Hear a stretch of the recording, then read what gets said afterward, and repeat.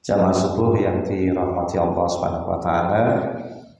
Di pagi ini kita akan mengkaji tentang perintah pada kita untuk i'tisam bihablillah atau berpegang teguh dengan namanya tali agama Allah Subhanahu wa taala. Allah berfirman, "A'udzubillahi minasyaitonir rajim. Wa'tasimu bihablillahi jami'an wa la tafarraqu. Wazkuru nikmatallahi 'alaikum iz kuntum a'da'an fa'alafa baina qulubikum fasbahtum bi nikmatihi ikhwana wa kuntum 'ala syafa hufratin minan nari fa'anqadhakum minha kadzalika yubayyinullahu lakum ayatihi la'allakum tahtadun." Jadi Allah perintahkan wa'tasimu bihablillahi jami'an wa la tafarraqu, dan berpeganglah kamu semuanya kepada tali atau kepada agama Allah Subhanahu wa taala, dan janganlah kalian bercerai-berai. Jadi berpegang teguhlah dengan tali agama Allah dan janganlah kalian bercerai-berai. Nah, hablullah atau namanya tali Allah, ini yang dimaksud adalah pertama, yang mengatakan bahwa hablullah adalah janji Allah Subhanahu wa taala. Kita ini hidup terikat dengan janji. Jadi kita beriman, itu kita telah berjanji mengikatkan diri kita dengan apa yang kita imani, berupa adanya kewajiban mentaati sesuatu dan juga kewajiban meninggalkan sesuatu. Maka ketika kita ini diperintah untuk berpegang teguh dengan janji Allah, berarti adalah kau imani janji kepada Allah berupa iman itu, jangan engkau kemudian melepaskan iman itu. Jadi taatilah perintahnya dan tinggalkan semua yang dilarang oleh Allah Subhanahu wa taala. Di ayat 112 tadi dikatakan, "Zuribat alaihi muzillah aynama tuqifu illa bihabli minallah wa habli minan nas." Mereka, maksudnya manusia, kita ini, di mana saja berada, akan ditimpakan kepada kita sebagai ancaman Allah kehinaan. Jadi kita sebagai manusia ini atau sebagai hamba Allah ini akan ditimpa kehinaan dimanapun kita berada, bila kita tidak berpegang teguh dengan tali agama Allah Subhanahu wa taala. Dan juga kita akan hidup tidak nikmat, akan tidak bahagia atau sengsara bila kita tidak memenuhi aturan yang dibuat juga dengan manusia. Dan di mana kita berada, wajib memenuhi janji kita berupa mentaati Allah dan juga mentaati Rasulnya atas meninggalkan sesuatu dan mengerjakan sesuatu. Dimanapun pula kita hidup bersama manusia, ada aturan-aturan yang mesti kita harus tepati, harus kita penuhi, tidak boleh dilanggar. Intinya apa yang tengkundi mawon, ketika kita melanggar aturan maka terancam dengan namanya murka, atau terancam dengan namanya yaitu azab Allah Subhanahu wa taala, dan juga kecelakaan-kecelakaan berupa dikenai sanksi atau mungkin dikucilkan dan sebagainya. Makanya agama Allah itu kita ikuti, kita patuh terhadapnya agar kita menjadi orang-orang yang selamat dari segala macam keburukan, kesusahan, penderitaan dan sebagainya. Namun kebanyakan orang justru malah tidak begitu. Karena demi kesenangan hawa nafsunya, yang dilarang itu ya nyenengke. Mendem itu jadi orang yang manfaatnya, kecuali hanya sedikit saja. Akibat yang ditimbulkan keburukan-keburukan yang mendem ya saya. Oke. Judi itu merugikan, dilarang oleh agama, kita harus mematuhinya. Namun masih banyak orang berjudi, padahal mereka hancuran. Perzinaan juga masih banyak. Ada zina di prostitusi, ada zina perselingkuhan di hotel-hotel, zina pokoknya dimanapun namanya zina, hubungan seksual bukan dengan yang halal. Itu nyenengke, nyatanya wong sedo ninggal sing oke. Tapi akibat yang timbul ini menyusahkan.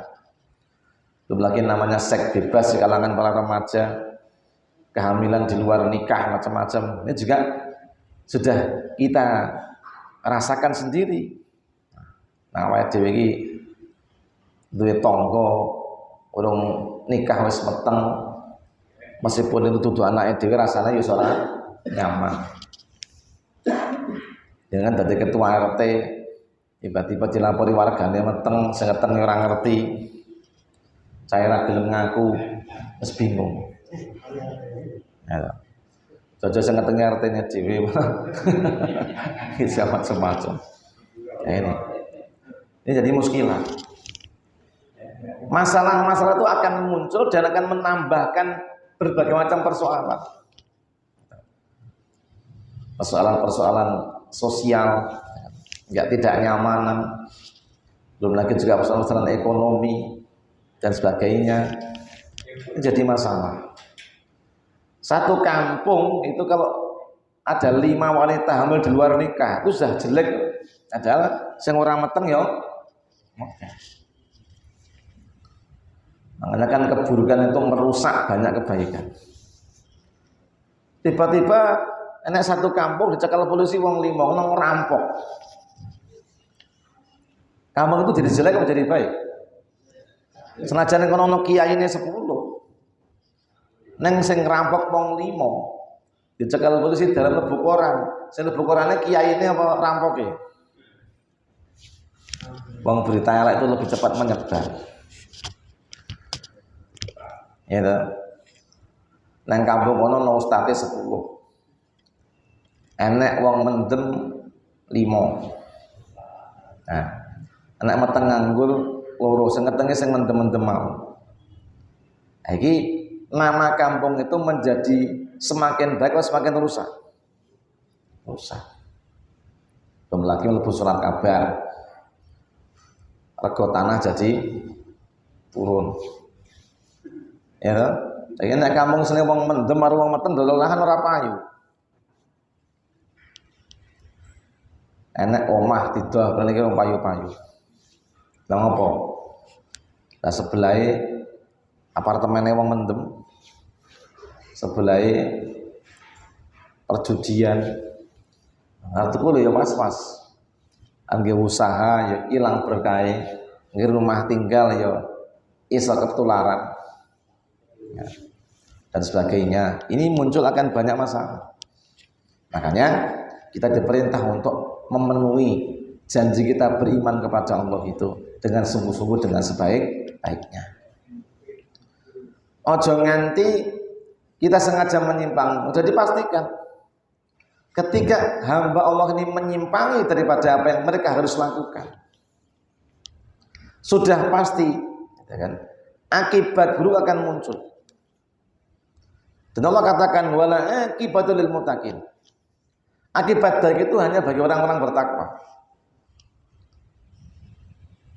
Seluruh keburukan-keburukan karena ketidaktakwaan, ketidaktaatan dan ketidaktundukan kepada Allah itu sudah pasti menimbulkan masalah. Kampung kono wong wedoke nek dandan dorang kena. Kira-kira bapak-bapak yang kono bermasalah ora kono? Bermasalah dengan dirinya sendiri. Gak nyaman. Nyawangi bojone kok Eli nyawangi njaba kok padang-padang terpengaruh. Nah, makanya setiap individu yang merasa beriman itu wajib melaksanakan perintah, tinggalkan larangan. Itu tanggung jawab kita kepada Allah Subhanahu wa taala. Takwa itu bukan kewajiban 1, 2, 3 orang, tapi semua orang yang beriman. Kembali ke ayat sebelumnya, ittaqullaha haqqa tuqatih. Bertakwalah kamu kepada Allah itu semuanya, bukan sebagian orang. Sak kampung wong 100 kabeh kudu. Gak ada namanya takwa itu perwakilan, enggak ada. Wis ben sing ngaji subuh wis sing takwa. Sing tuwa-tuwa tok sing takwa. Enggak bisa. Siapa merasa dia orang beriman, tidak muda, tidak sedengan, tidak tua, bahkan arepe mati kudu takwa. Kenapa? Wala tamutunna illa wa antum muslimun. Gitu. Itu yang perlu disadari itu. Jadi nggak ada namanya perwakilan takwa itu enggak ada. Sampai sholat berjamaah, satu perwakilan we. Aku wakil enggak bisa. Semua akan bertanggung jawab di hadapan Allah itu sendiri-sendiri.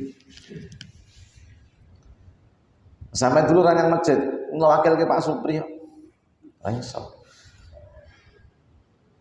Kalau kemarin dapat undangan dari dinas pendidikan itu, setiap masjid diwakili 1 orang untuk mendapatkan bimbingan tentang perpustakaan masjid. Nah, kenapa tidak semua? Cukup diwakili 1 orang. Nah, tapi kalau undangan kepada Allah itu semua, meskipun Allah sebut fardu kifayah, tapi itu juga sebenarnya adalah kolektif juga. Kenapa? Kifayah itu nek gak dipenuhi semuanya dosa. Intinya masing-masing orang itu kudu memilih tanggung jawab yang baik kepada dunia akhiratnya. Tidak mungkin 1 orang sekeluarga itu baik, seliannya ragelem api. Meskipun kalau kita lihat beberapa hadis itu, sekiranya sebuah keluarga itu ada 1 aja yang soleh, itu bisa menjadi apa? Benteng bagi yang kurang soleh. Itu kan kalau Allah menghendaki. Tapi alangkah hebatnya kalau seluruh anggota keluarga itu soleh semua. Maka akan bisa berkumpul dalam surga bersama-sama. Ada ulama yang mengatakan, pada gini di keluarga kudu siji enek sing iso diandalke. Nah, sing andalke sapa kadang ada itu kan becik itu angel. Omongan ngene. Kita di anak 5. Kita sing 5 kita didik bareng-bareng pokoke ben dadi bocah sing top. Pondoke ngapalke Quran. Ngapalne hadis ben dadi wong sing top marep. Yo kalau gelem kabeh ya. Ya. Ini tamu saya tuh ngomong wis anake di sekolah wis kurang ngopo, wong enek biayane kurang ngopo. Wis malah melayu saka pondok. Metu. Ya. Bapak iki wis ya wis tambut gawene ya wis dirwangeni botang yawane esuk sore gaji mung 1.800. Ya toh. Ora sedina apa takon. Ya sapa sing gaji Pak Mus 1.800 dina. Gajine DPR ana semono. Ya. Yen awakmu dodol batu jam seno payu 2 truk ngono ya mungkin iso. Ya toh. Lha sapa? Nah, makanya wis direwangi mati-matian kok ya anake kok isih mbedal. Mondok kurang setahun malah mulai ra gelem balik. Koma ra gelem adus turu wae. Nah ini. Itulah namanya kita. Demikian usahanya wong tua kadang-kadang tidak mencapai yang kita inginkan. Balik lagi kita adalah makhluknya Allah. Terus berusaha semaksimal yang kita bisa. Kata hasilnya kok seperti itu. Ya sudah, kembalikan kepada Allah. Kenapa?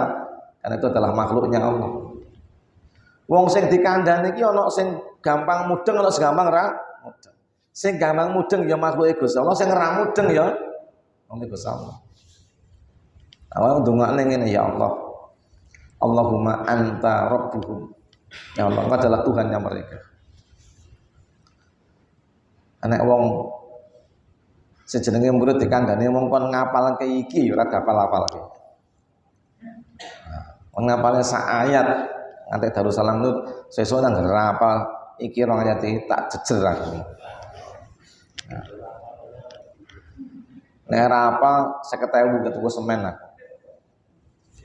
Wis ora me telepang-telepon.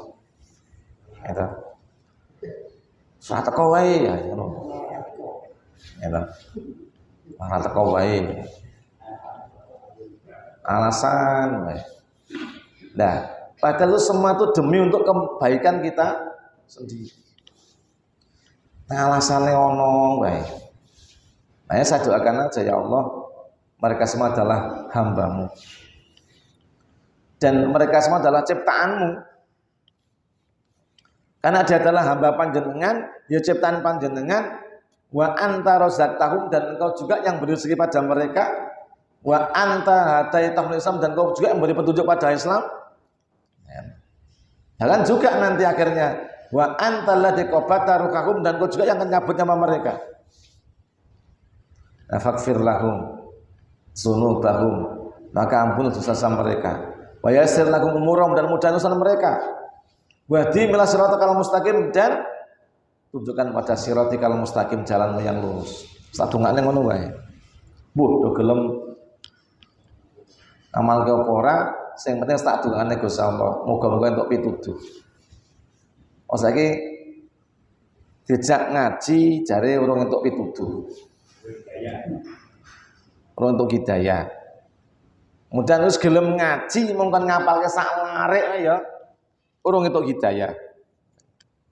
Terus hidayah ki nang endi to jane iki? Nah, hidayah ki nang kali apa nang Gunung Kidul apa nang Pendem apa nang Cengklek apa nang Gunung Kemukus apa nang Waduk Wonogiri gitu. Itu ada golek hidayah apa datang gawe garan karo cacing. Nah, hidayah itu nang mau dhewe. Nah, jadi ya sudah, kita kan hanya ditugaskan pemerintah menyampaikan, mengajak.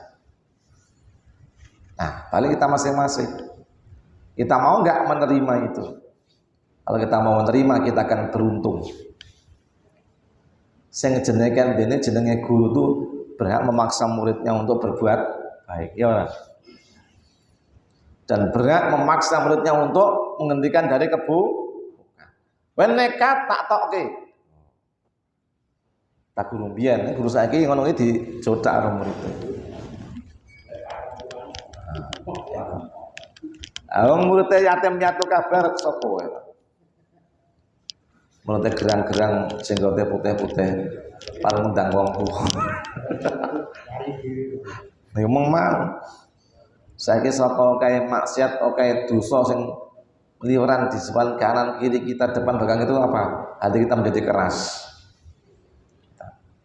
Wong biyen tuh demi untuk ilmu tuh melaku 7 kilo nganti sikile bengkak-bengkak. Nah, wong saiki karek nyuk nang arep omah ana wis ra gelem mangkat. Biyen zaman masjid iki ora ngono, ya. Salat tekan Darussalam. Masjid dadi malah wong ora mangkat. Begitu. Itulah Indonesia. Maka mari kita semuanya menyadarkan diri kita bahwa kita itu wajib mentaati perintah Allah dan meninggalkan larangan oleh Allah. Dan ini semua adalah akan menghadirkan maslahat buat kita semuanya. Ora nek perintah agama sing marai mudarat ora ono. Tapi semua akan mendatangkan namanya maslahah, akan memperbaiki keadaan, meningkatkan derajat dan kemuliaan. Dan orang sing dilarang itu nambah derajat orang ono. Sing dilarang mesti nambahi kehinaan. Yang dilarang oleh agama, kalau kita kerjakan akan menambahi daripada namanya kesengsaraan. Semakin dilanggar akan semakin membuat kita menjadi jalannya jalan buntu. Kemarin saya menasihati seorang, jangan wong itu kandane sebelah bali ini wangel tenan. Ada seorang wanita, Wanita ini pertama telepon WA saya. Saya sedang bermasalah dengan suaminya. Bolehkah saya dengan masalah suami yang begini ini menuntut cerai? Ya, kalau alasannya ini jelas 1, 2 ora dinafkahi, loro bojone ra tau mulih, ngentek-ngentekke duite sing wedok, dilayang orang genah. Boleh. Istri dengan alasan-alasannya seperti ini boleh mengajukan gugat cerai kepada pengadilan. Nah, ternyata sekarang baru ketahuan. Ternyata semua yang disebutkan di awal itu enggak semuanya benar. Loh, kayak kan diberi pertanyaan kan dasarkannya pertanyaan yang ada. Bojoku siji ra tau mulih. Nek mancing 3 dina bisa lagi mulih. Umpamane begitu itu. Tapi tidak begitu maksudnya itu. Bojo kula niki ra nafkahi kula blas. Malah duit kula dientek-entekke. Salat ora tau gelem. Pokoke ra cetha blas lah gitu. Tanya pada saya, bolehkah alasan ini untuk jadikan argumen untuk ngangkat, untuk membuat satu permohonan kepada pengadilan untuk minta cerai? Nah, saya sampaikan, secara fikih boleh. Nah, ketika pengadilan sudah sidang sampai 7 kali dan belum diputuskan, mungkin ini akan keputusan. Ini nunggu keputusan itu. Dia bingung.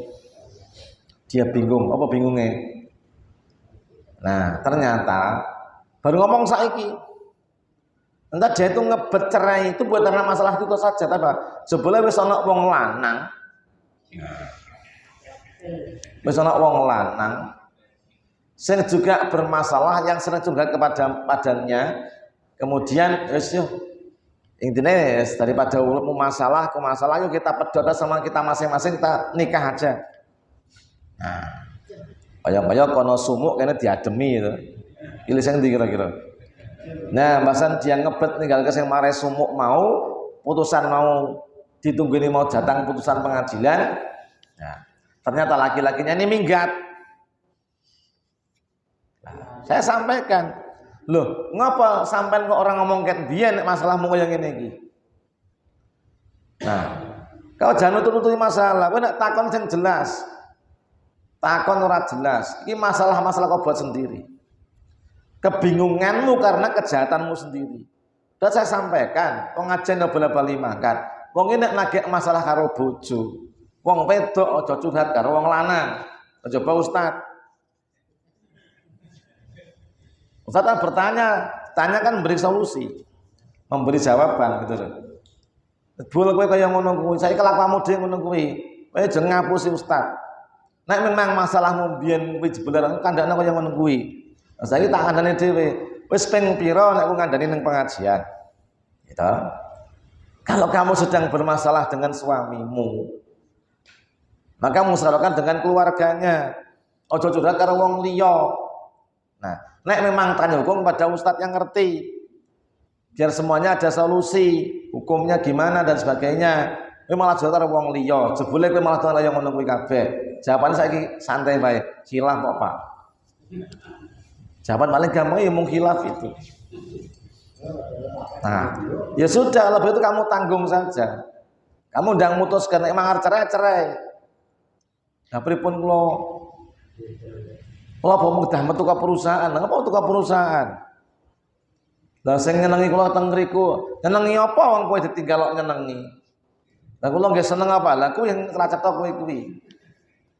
Istighfar tobat kok sing tenanan. Tobat. Ora nyambut dia sing pengen anakmu sapa? Nah, seneni ya. Nyeneni itu bukan anak benci, bukan memberi penegasan.